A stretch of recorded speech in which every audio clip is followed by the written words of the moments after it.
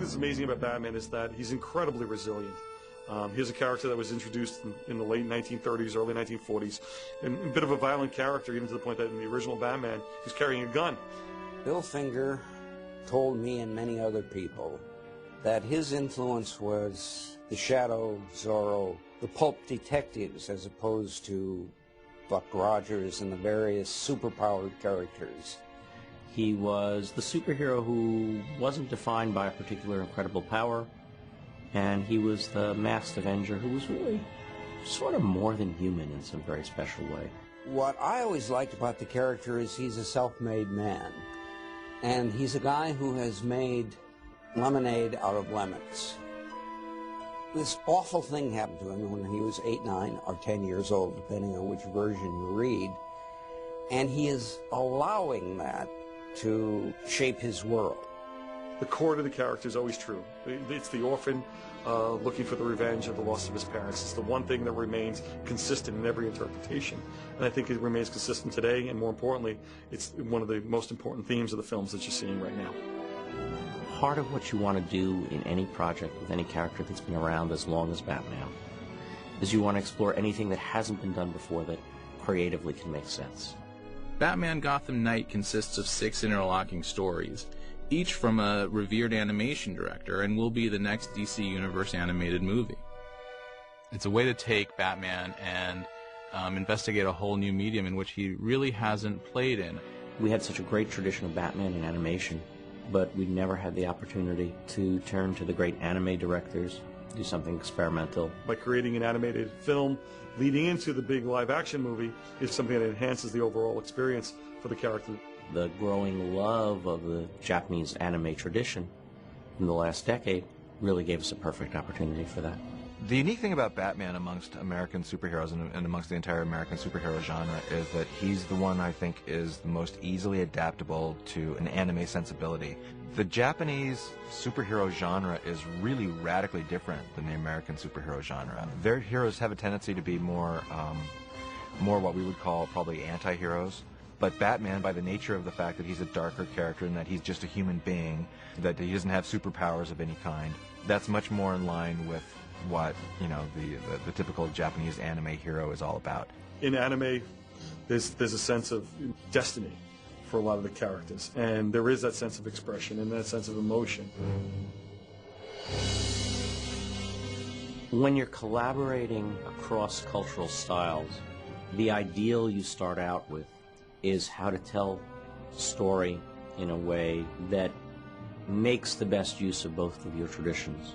I think that Batman, both in the storytelling and in the anime style, draws from the samurai tradition in the sense that Batman is looking for a master. Batman lost his master when his parents were killed, and his life has been not about vengeance, but about trying to establish right, to protect the innocent, and to actively take down those who are trying to do wrong. And so doing is looking for the master of his emotions, is looking for the master of his destiny, and ultimately realizes that he can be his own master.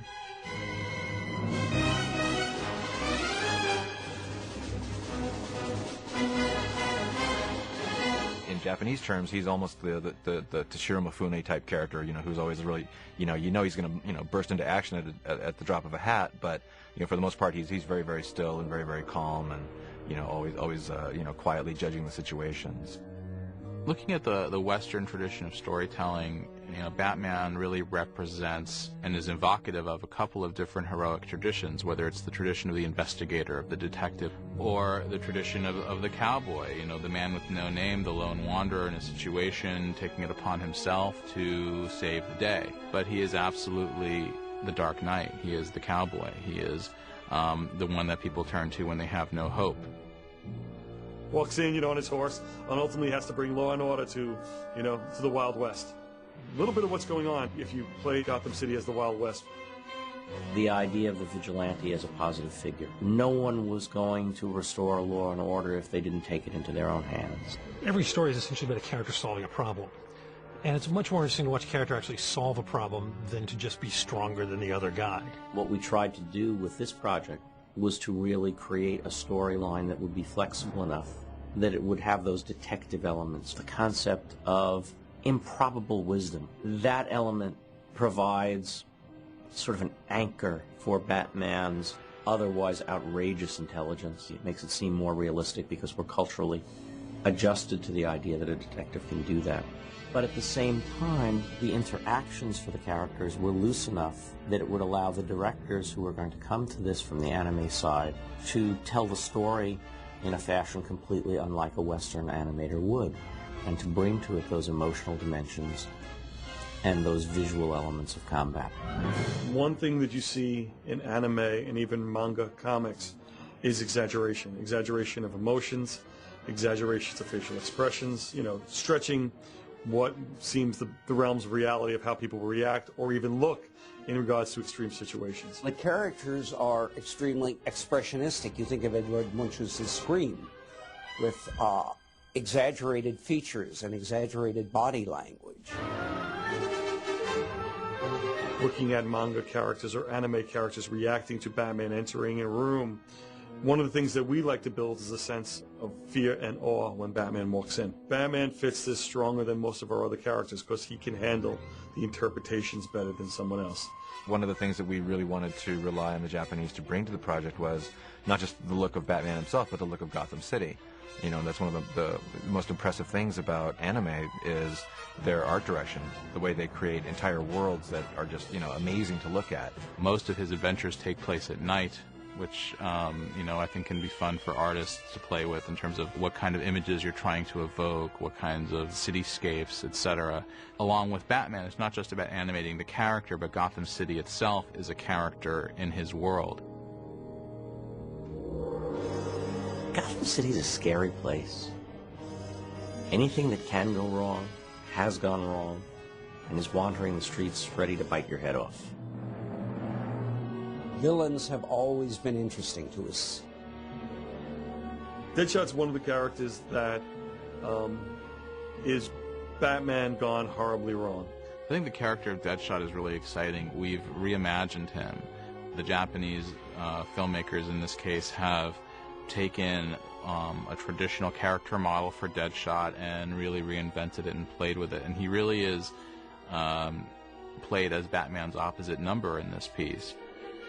He is the playboy, the socialite, with this huge amoral streak that kills for pleasure, kills for money. It's the two great samurais finally squaring off to find out who's the greatest. What's even more interesting about Deadshot versus Batman is one guy who uses guns and one guy who doesn't. In some ways, Scarecrow is the most dangerous villain without having to lay a hand on Batman on who he is, because he can attack him from the inside out, where the other guys might attack him, much more in a physical manner. Batman versus Killer Croc, another ball game. It's sort of, urban myth versus urban myth. We have the urban myth of Batman, of this vigilante that not everyone sure exists, going after this crocodile in the sewers. Yeah, poor guy. He's another of Batman's tragic villains. If you look like that, you would be a villain too, or you'd at least have a serious chip on your shoulder. Croc might beat him on a strength-to-strength basis, but mind and body together is what able to beat Croc. I think every time you start a project like this, you hope to do something that people will remember and take to their hearts as something different and outstanding. If we do it right, if it's cool enough, then we've got to top it next time. That's the challenge.